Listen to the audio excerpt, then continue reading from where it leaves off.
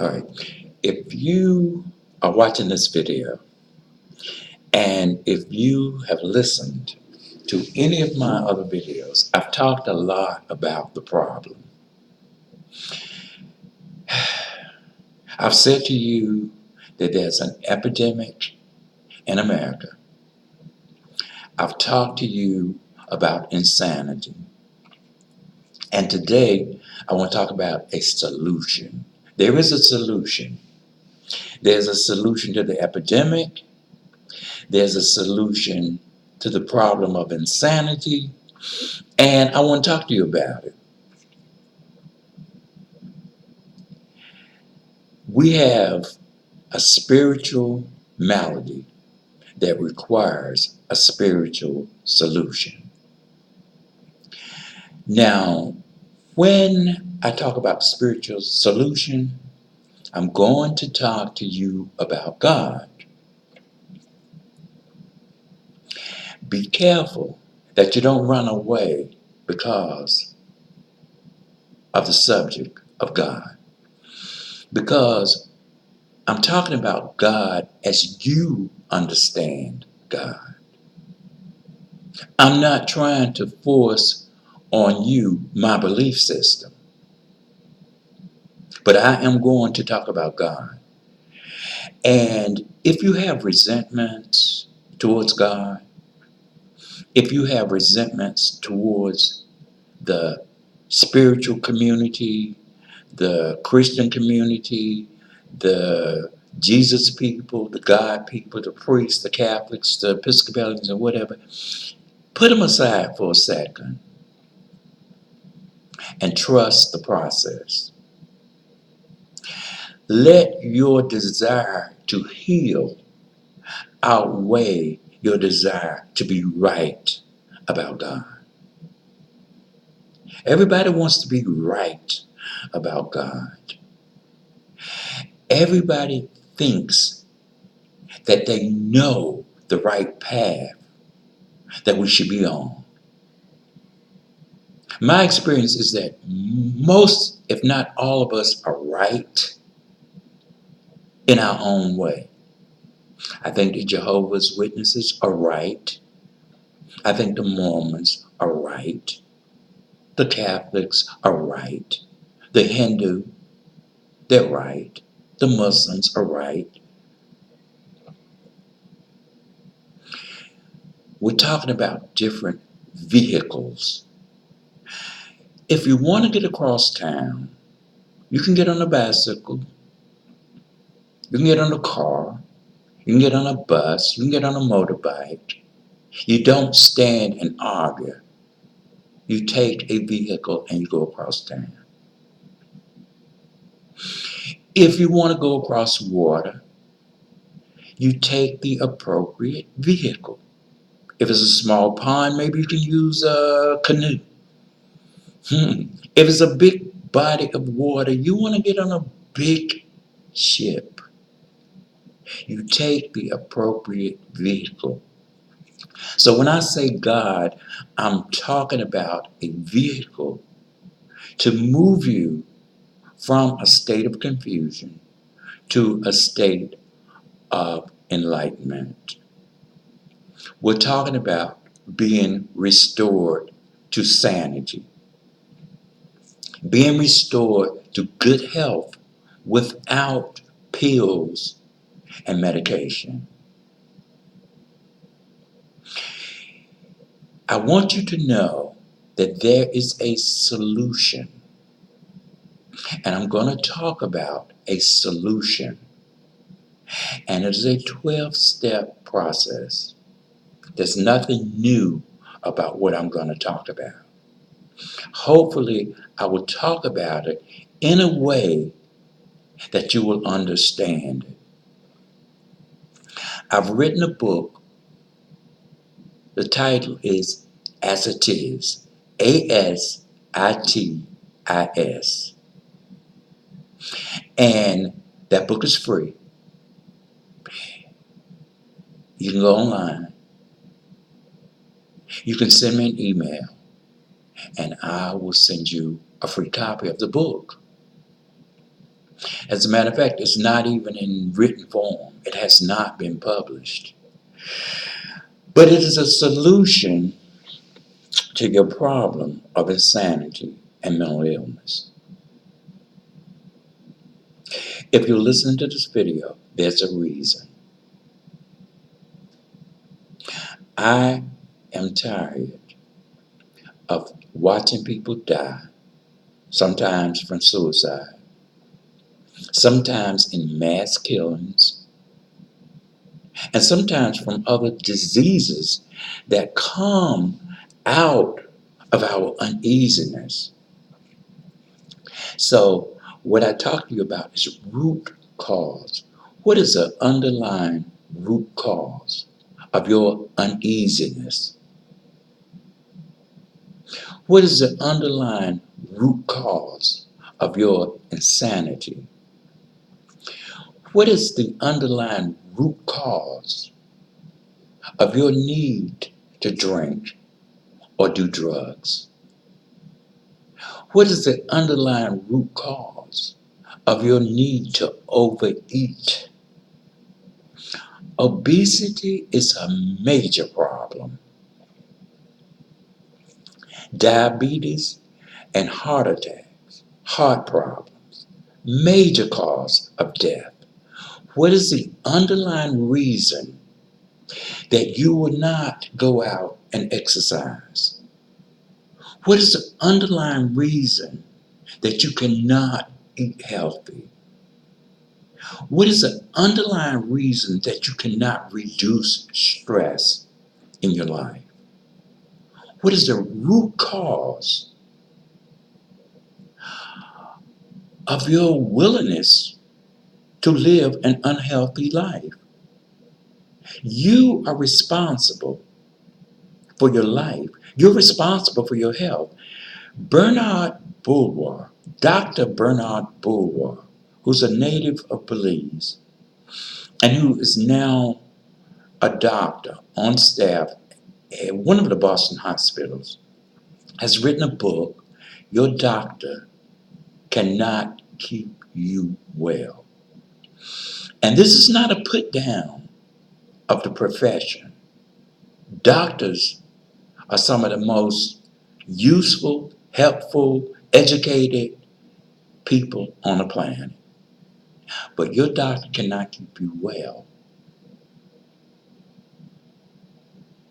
That's a fact. You are responsible for your own well-being. You're responsible for your health. You are responsible for your recovery. There's no magic pill, no magic bullet. You are responsible. Having said that, I'm going to talk to you. I'm going to tell you a story about a friend of mine. His name was Tommy. I was living on Martha's Vineyard, and I was attending AA meetings and church regularly. I had met a young lady in the Philippines, and I was supposed to marry this young lady. I went through immigration to try to get her a visa to come to America so we could get married. And immigration refused because I did not have adequate proof that we knew each other. I was disappointed. I was despondent. I was depressed. And I was sitting in the AA meeting with my back turned to the podium. In walks Tommy. Now, Tommy is well known in Oak Bluffs and on the Vineyard. Why? Because his family owned a few really upscale restaurants. And Tommy was what you might call the town drunk. And sometimes Tommy would come and get sober for 60 days and sometimes 90 days, and then he'd relapse. But every time Tommy came into this meeting, I guess this was his home group, He'd always go over and start making coffee. That was his job. And if somebody else had Tommy's job, when Tommy came in, Tommy would go over there and take over. Well, on this night, something happened, and I'm not sure what exactly happened because I wasn't paying attention. I was too centered in my own mess. I don't know if Tommy touched a female or if he was disruptive, but two people saw the need to escort Tommy out of the meeting. Now, I've never, and at this point I've been sober for 31 years, I've never seen anybody asked out or thrown out an AA meeting. So when I saw Tommy being escorted out of the meeting, I paid attention. See, one guy had Tommy's arm draped over his shoulder. Another guy had Tommy's arm draped over that shoulder, and they were carrying Tommy out. Tommy was about 10 feet away from me when he broke loose from these two guys. And he said, "The problem with you AAs is that sometimes your God is too small." That fell on me like a bucket of cold water. Here I was worried about getting money to go to the Philippines. And at the same time, I was professing my belief in God. So, was my God too small? Could God not provide a ticket to the Philippines? What kind of God was I serving that could not open up the doors and make it possible for me to go over to the Philippines? If it's God's will, then he'll make a way. Recently, a guy came up to me out of nowhere, and he said this to me: if God has given you a dream, if you have a dream and God has given you that dream, then God will give you the means to carry it out. I thought about Martin Luther King. If you have a dream, then God has given you that dream, and God will give you the means to carry it out. So when Tommy said the problem is that your God is too small, I thought about it. And I said, well, you know what? Have I really asked God about this? Have I asked God to open up this door for me?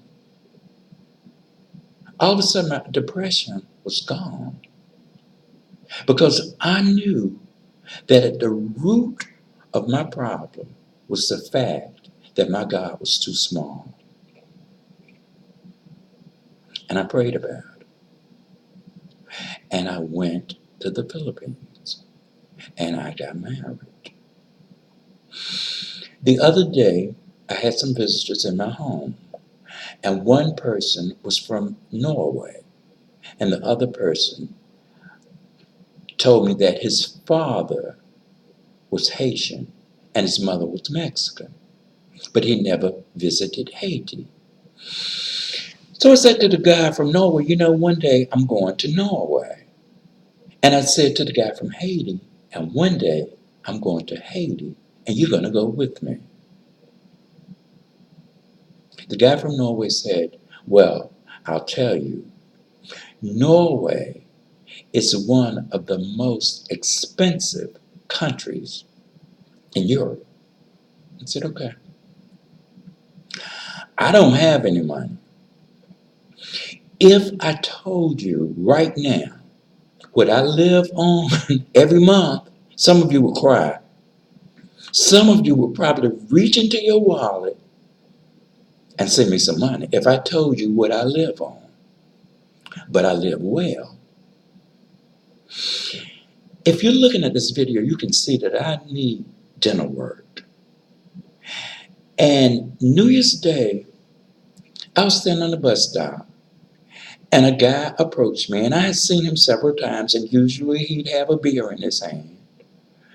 And he's Mexican, but he speaks English very well. And I said to him, I could see that he'd had work done. I said, you have beautiful teeth. He said, yeah, but I want to improve it. He said, I'm going to get some more work done.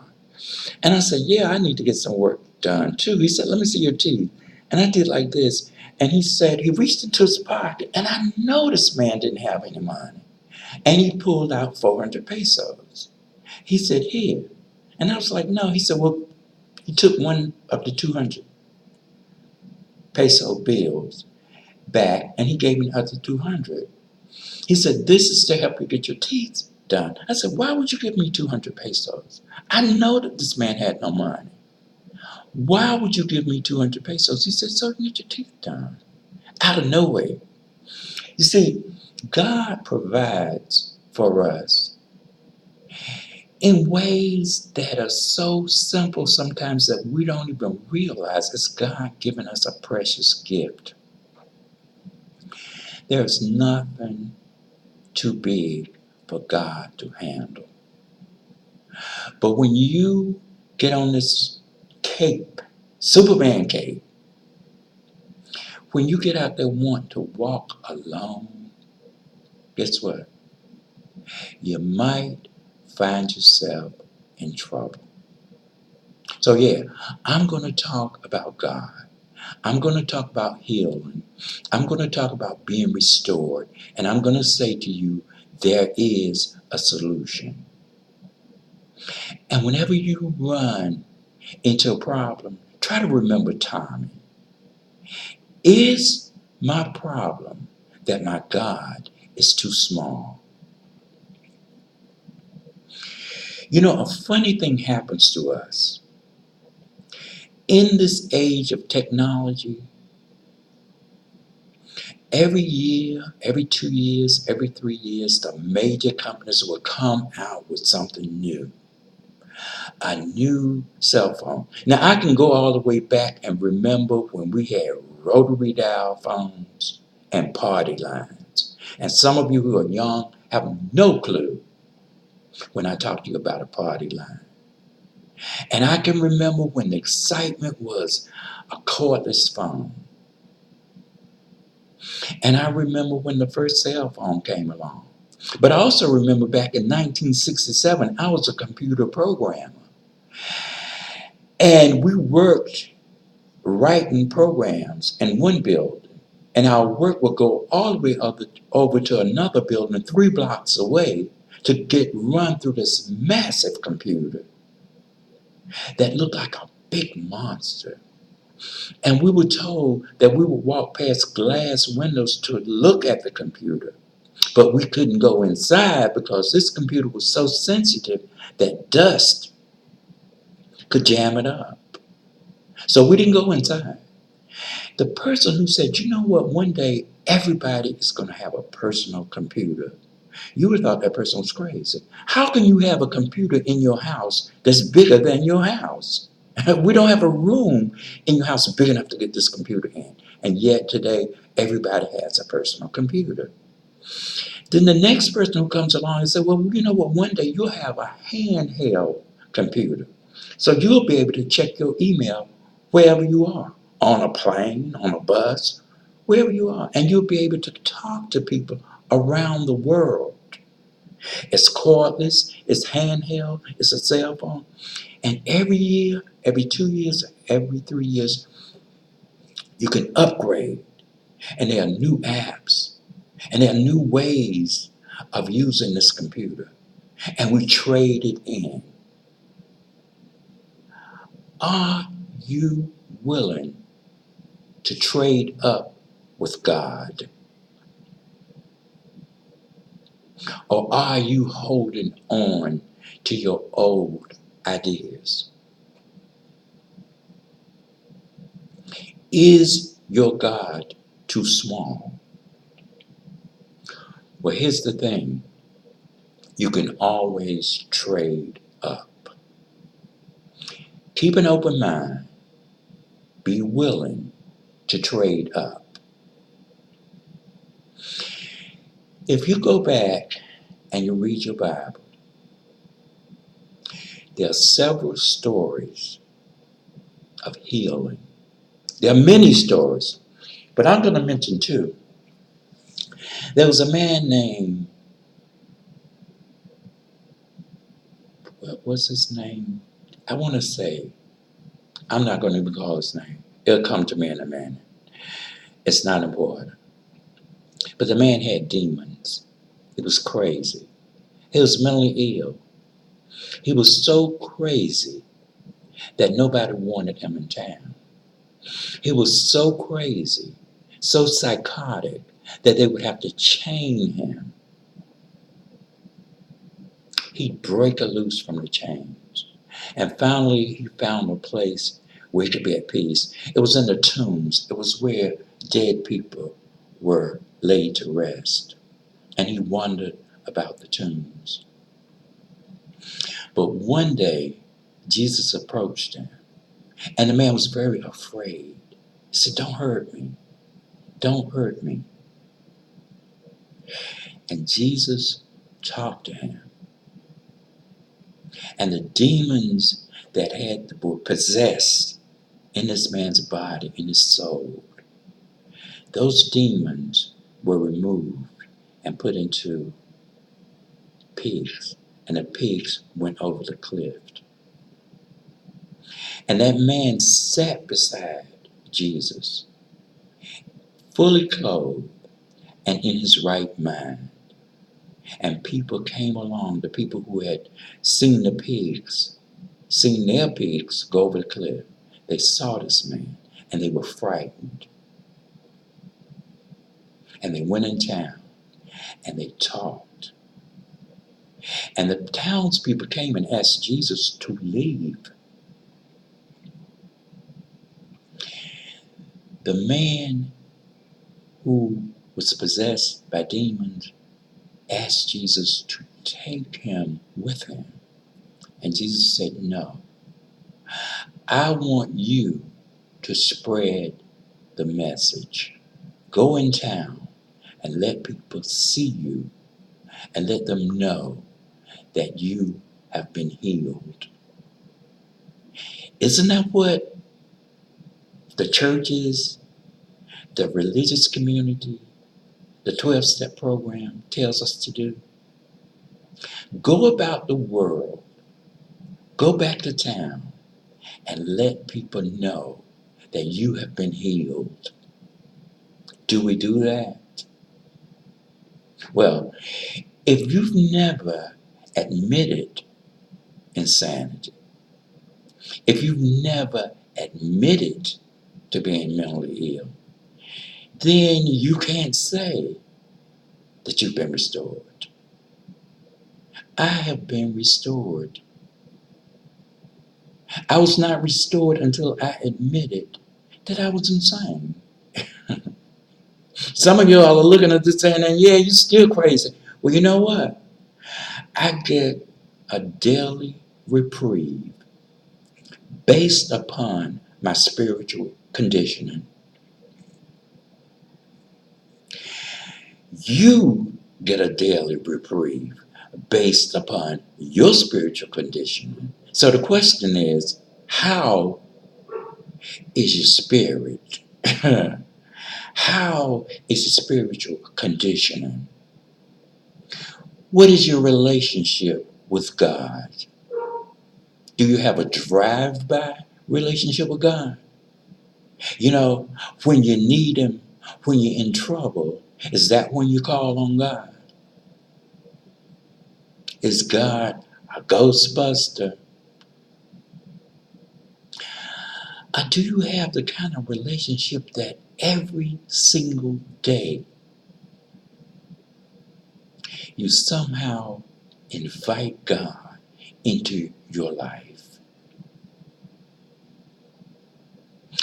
Every single step of your day, you walk with your hand in God's hand. Is that the kind of relationship you have with God? I don't know what will work for you, but I will say this to you. Every day of your life is an opportunity for you to improve your relationship with God. Most of us would not leave home without that cell phone. Many of us are addicted to these cell phones.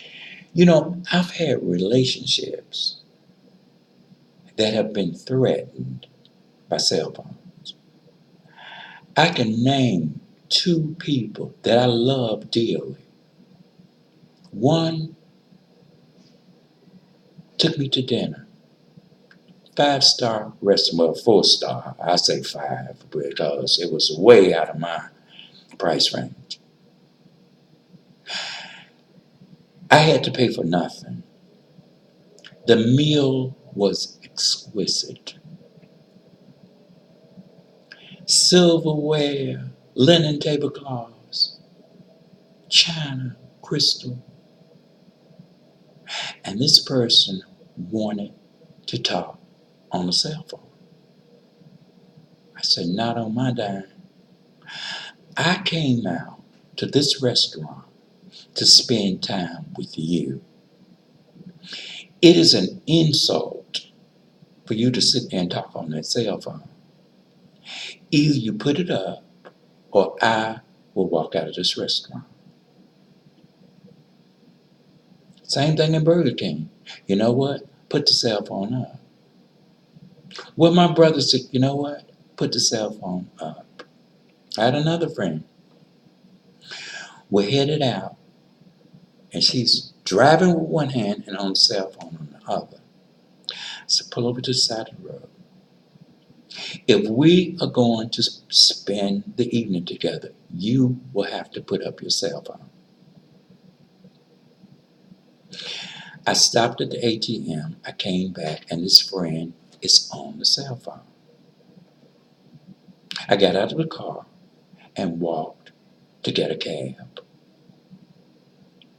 Some people are so addicted to their cell phones that they're missing out on life. When they wake up, they're scrolling their cell phone. But they don't make a conscious contact with God. So you walk with your cell phone all day, but you don't walk with God. So you're putting your cell phone before God. Terrible mistake. Terrible mistake. God first. God first. You cannot expect to live a good, wholesome life with morals, with character, with principles, without God. Of your understanding, not of my understanding, of your understanding. My question to you is, what is your relationship like with God? How do you maintain that relationship? And how do you work to improve that relationship? No relationship will last if you don't make contact. No relationship will last if you don't put work into it. No relationship will grow if you don't nurture it. So how can you expect to have God restore you to sanity, restore you to good health, restore you to a wholesome, loving, fun-filled life if you don't ask Him, if you're not in touch with Him, if you don't have a personal relationship with God? You must have a personal relationship with God. What works for me and my personal relationship with God may not work for you. So I'm not going to tell you about my God. I believe in a universal God. I visited Ethiopia about a year ago, and I stayed in the home with a woman who was a Rastafari. And I think she knew I was coming, so she just kind of filled my room with books and documents and pictures. And every night we had a conversation. And on about the third night, I realized that a lot of what she was saying had to do with black. I see no difference between black superiority, black supremacy, and white superiority and white supremacy. But having been around this woman for 3 or 4 days, you know what I decided to do? Change the way I prayed. When I spread my arms open and reach out to God, I pray from one end of the spectrum to the other, from white supremacy to black supremacy, from black superiority to white superiority, and everything in between. And in between those two extremes comes the rainbow. Browns and tans and yellows and oranges and reds and purples and gold. Every color in the rainbow. See, God, to me, is a universal God. And there are many entry ports. There are many vehicles. So don't get hung up on the argument. Huh? Don't get hung up on the vehicle. Don't get hung up on the path. Just make sure you're on the path, a path that leads you to God. Once you get on that path, be willing, be open-minded to improve your relationship. Be as open-minded to the God concept as you are into the technology concept. If the internet can wrap itself around the world, if you can Skype and see your family or your friends in Asia or in Africa, if you can take your cell phone and make contact with someone in China or someone in Russia, and then turn around and try to convince me that somehow or another the only people that are going to reach God are going to be those people who are saved, those people who are chosen, those people who use the name Jehovah, those people who use the word Buddha, then your God is too small. Because what has happened is you have made God less efficient than a widget factory. You are saying that this God who produces billions of people all around the world is going to somehow or another look at 10% of those people as ready to come home and the other 90% as being deficient. A factory that produces 90% of defective parts would be closed down. A Burger King conveyor belt has to be able to kick out burgers and kick out buns at about 99%. Maybe 1 out of 100 is we can't use this one. But when you get a conveyor belt that 90% of the burgers are defective or 90% of the rolls are burned and can't be used, you got to get rid of that conveyor belt. So if you're holding on to one of those religious beliefs that somehow or another only 5% of the population is going to make it, you might want to reconsider that you have made your God less efficient than a widget factory, that maybe your God is too small.